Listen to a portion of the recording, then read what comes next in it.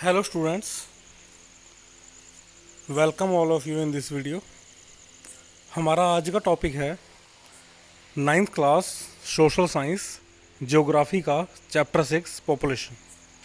और आज हम इस वीडियो में पॉपुलेशन के कुछ इम्पॉर्टेंट टॉपिक्स को डिस्कस करने वाले हैं। तो हमारा जो फर्स्ट टॉपिक है वो है एज कंपोजिशन। एज कंपोजिशन क्या है? अब जो हमारी पॉपुलेशन होती है उसको कई एज ग्रुप्स में डिवाइड किया जाता है जिनको एज कंपोजिशन कहा जाता है। तो इसको समझते हैं कि एज कंपोजिशन क्या है। Age composition of a population refer to the number of people in different age groups in a country. तो एक कंट्री में, एक एरिया में डिफरेंट एज ग्रुप्स के जो लोग होते हैं वो एज कंपोजिशन कहलाते हैं कि किस एज के लोग बच्चे हैं, कितने लोग वर्किंग पॉपुलेशन या यंग हैं, या कितने लोग ओल्ड हैं। जैसे कि एज कंपोजिशन के आधार पे 3 कैटेगरीज में एज को बांटा जाता है: children, working age and aged. अब चिल्ड्रन, तो जो पॉपुलेशन 15 साल से कम एज के जो बच्चे होते हैं उन्हें चिल्ड्रन कहा जाता है। चिल्ड्रन इकोनॉमिकली अनप्रोडक्टिव होते हैं, मीन्स कि अपने खाने के लिए, कपड़ों के लिए, एजुकेशन के लिए, मेडिकल केयर के लिए या दूसरी नीड्स के लिए वो अपने पेरेंट्स पे या केयर टेकर्स पे डिपेंड करते हैं।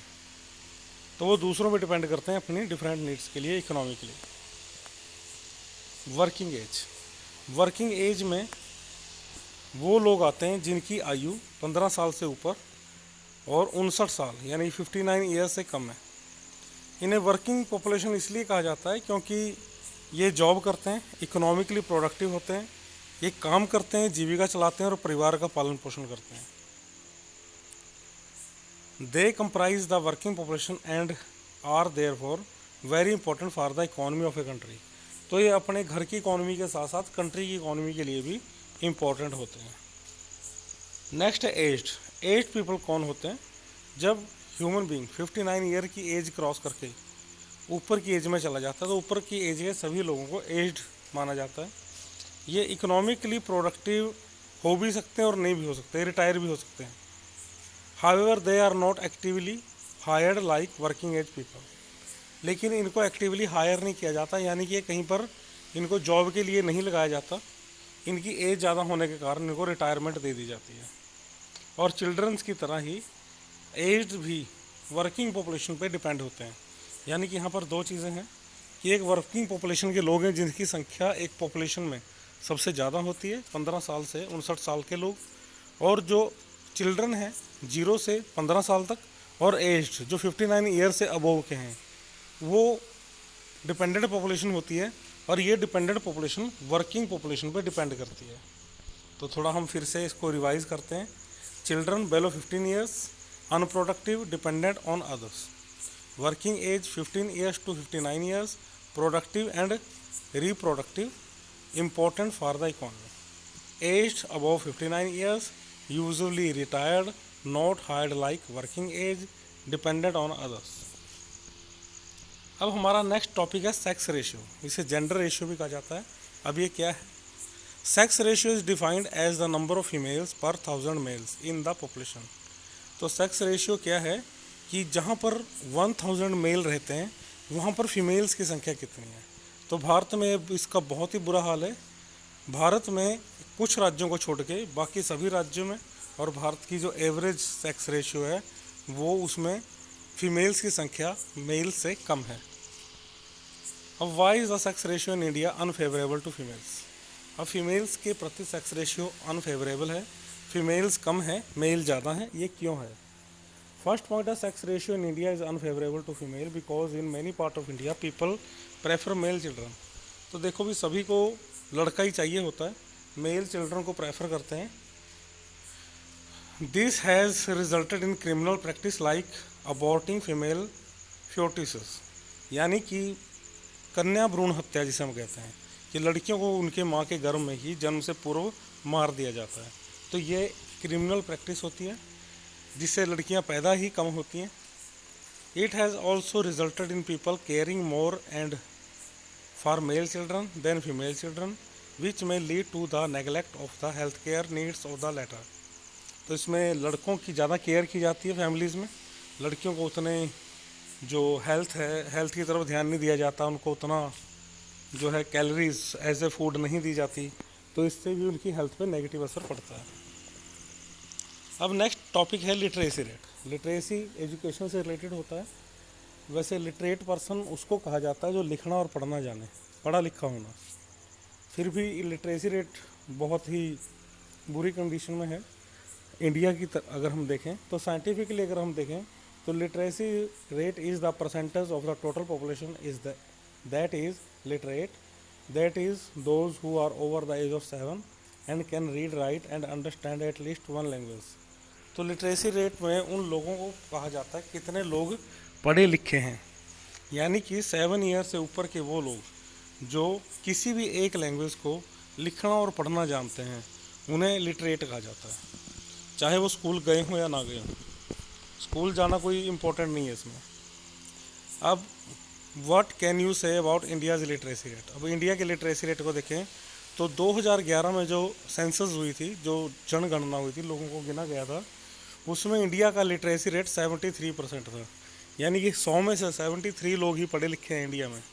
यानी कि इसमें देखो, इसमें स्कूल जाने की कोई कंडीशन नहीं है, किसी भी एक भाषा को लिखना या फिर उसे पढ़ना एक व्यक्ति को अगर आता है, चाहे वो कभी भी स्कूल नहीं गया, उसने कोई ऑफिशियली एजुकेशन हासिल नहीं की है, तो भी वो पढ़ा लिखा है, तो भी भारत में 73% लोग ही लिटरेट हैं। अगर हम इसको देखें तो वुमेंस में लिटरेसी रेट बहुत ही बुरा हाल है। वुमेंस में 64.6% वुमेन ही पढ़ी लिखी हैं, कि 1000 में 646 फीमेल ही पढ़ी लिखी हैं अगर 1000 मेल हैं। और मेंस में यानी कि जो जेंट्स हैं उनमें लिटरेसी रेट फीमेल्स की तुलना में अच्छा है, लेकिन फिर भी इसकी कंडीशन बुरी है। अप्रॉक्स 81% के करीब है। 80.9% लोग ही जो मैन हैं वो पढ़े लिखे हैं, यानी कि अगर पर 1000 में हम मैन को लें तो 809 लोग ही पढ़े लिखे हैं। और though literacy level have improved over the years, there is still great scope of improvement specially for women. तो लिटरेसी रेट पिछले कुछ सालों में बढ़ा है और बहुत इम्प्रूवमेंट इसमें अभी आ रही है फ्यूचर में। अगर हम नेक्स्ट देखें तो इसको रिवाइज करेंगे हम, जो क्या हमने किया है। एज कंपोजिशन किया है कि how many children adult and age people there are in population. Age composition क्या है कि कितने लोग बच्चे, एडल्ट और एज्ड लोग पॉपुलेशन में हैं। Sex ratio, the ratio female पर 1000 मेल, कि पर 1000 मेल्स के साथ पॉपुलेशन में कितनी फीमेल्स हैं, कि अगर कहीं पर 1000 मेल हैं तो फीमेल की संख्या कितनी है। Literacy rate, percentage of people over the age of 7 who can read write and understand at least one language, कि 7 ईयर से ज़्यादा एज के वो लोग जो लोग लिखना पढ़ना और समझना जाने किसी एक लैंग्वेज को, तो वो लिटरेसी रेट है। अब नेक्स्ट पॉइंट है हमारा टॉपिक है ऑक्यूपेशन। ऑक्यूपेशन यानी कि रोज़गार। अब ऑक्यूपेशन क्या होता है? Occupation refer to the work that people do. Occupation वो काम होता है जो लोग करते हैं इकोनॉमी के लिए, पैसे कमाने के लिए। Studying is the work that different people do in a country, help us understand the occupational structure of the country.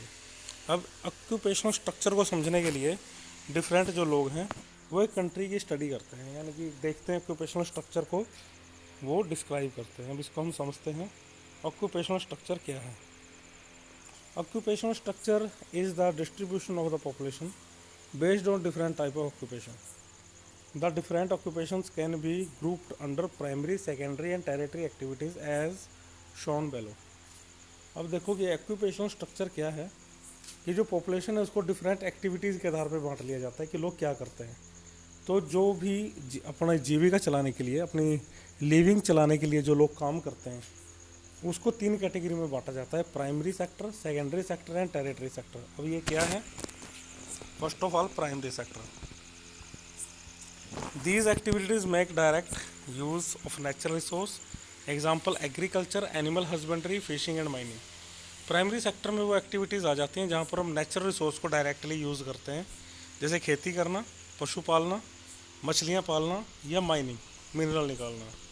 About 64% of Indian work in this sector. तो 64% जो इंडिया की पॉपुलेशन है वो प्राइमरी सेक्टर से जुड़ी है।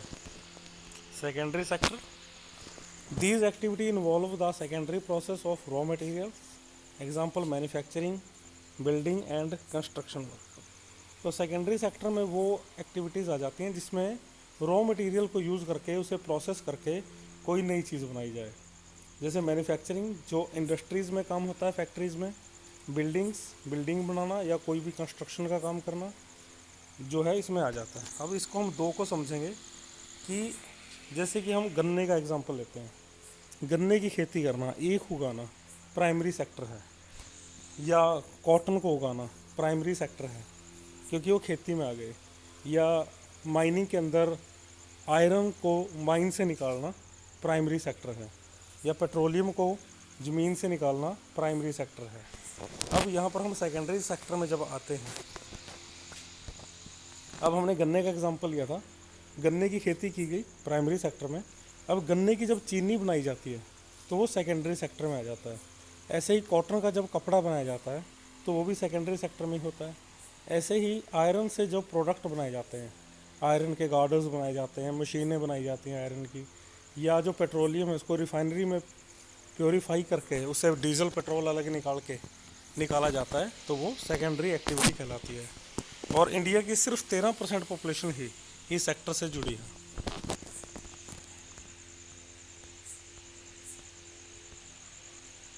Next है, one second,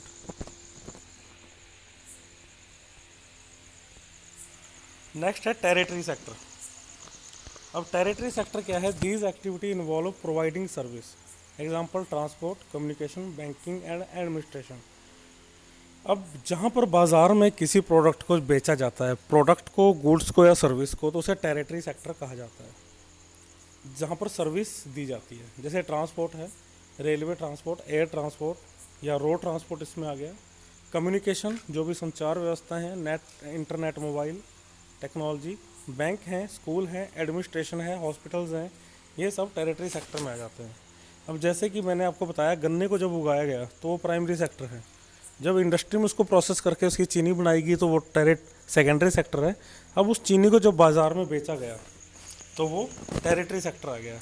ऐसे ही कपड़े को बेचा गया कॉटन से बना के, ऐसे ही आयरन से बने प्रोडक्ट को बेचा गया, या पेट्रोल या डीजल को जब पंप पे बेचा जाता है तो वो भी टेरिटरी सेक्टर कहलाता है। और इंडिया की टोटल पॉपुलेशन का 20% टेरिटरी सेक्टर से जुड़ा है, और 3% लोग या तो अनएम्प्लॉयड हैं या फिर वो किसी भी सेक्टर में कैटेगराइज नहीं है। तो ऑक्यूपेशनल स्ट्रक्चर को एक बार फिर से समझते हैं। Occupational structure is the distribution of the population based on different type of occupation. The different occupation can be grouped as primary, secondary and territory activities. तो ऑक्यूपेशनल स्ट्रक्चर में जो पॉपुलेशन है उसको डिफरेंट इकोनॉमिक एक्टिविटीज़ में या different occupations में divide किया जाता है, और अलग अलग जो ऑक्यूपेशन है उनको भी 3 एक्टिविटीज़ में बांटा जाता है, प्राइमरी, सेकेंडरी और टेरिटरी, जिसको हमने पिछली स्लाइड में डिस्कस किया है। अब ऑक्यूपेशनल स्ट्रक्चर के आधार पे हम क्या देख सकते हैं कि what can we say about India's level of development based on it is occupational structure, कि क्या इंडिया डेवलप हो गया ऑक्यूपेशनल स्ट्रक्चर को देख के। तो देखो 64% इंडिया की पॉपुलेशन जो है वो एग्रीकल्चर सेक्टर में इन्वॉल्व है, और इससे और 3% को हम कहीं या तो कैटेगराइज नहीं कर सकते या फिर वो बेरोज़गार है। तो 67% लोग जो हैं वो इन कामों में लगे हुए हैं, और सेकेंडरी और टेरिटरी सेक्टर में बहुत ही कम पॉपुलेशन जो है वो इन्वॉल्व है।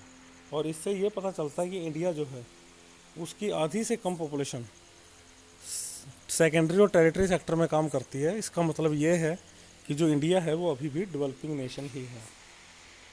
नेक्स्ट है हेल्थ केयर। तो हेल्थ एक बड़ा इशू है आज की दुनिया का, तो हेल्थ पे ज़्यादा फोकस किया जाता है पॉपुलेशन में। तो हेल्थ इज़ अनदर इम्पोर्टेंट या most important characteristic of population. It refer to the physical and mental wellbeing of people. तो हेल्थ इंपॉर्टेंट फीचर है कैरेक्टरिस्टिक के पॉपुलेशन का, और ये फिजिकली और मेंटल अच्छा होना है लोगों का, फिजिकली या मेंटली। अब हेल्थ को हम कैसे माप सकते हैं कि हेल्थ जो है वो किसी पर्टिकुलर कंट्री की या प्लेस की कैसी है, अच्छे हैं हेल्थ वाइज लोग या उनकी हेल्थ ख़राब है। तो यहाँ कुछ 4 कैटेगरी में इसको बांटा गया है। Death rate, life expectancy, infant mortality rate, per capita calories consumption. इसको हम देखते हैं नेक्स्ट स्लाइड में।